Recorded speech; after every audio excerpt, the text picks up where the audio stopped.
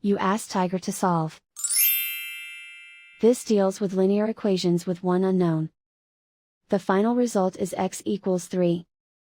Let's solve it step by step. Group all x terms on the left side of the equation. Add 2x to both sides. Group like terms. Simplify the arithmetic. Group like terms. Simplify the arithmetic.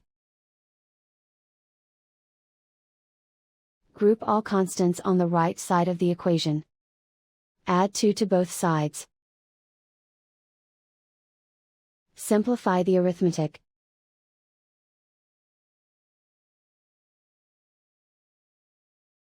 And so the final result is x equals 3.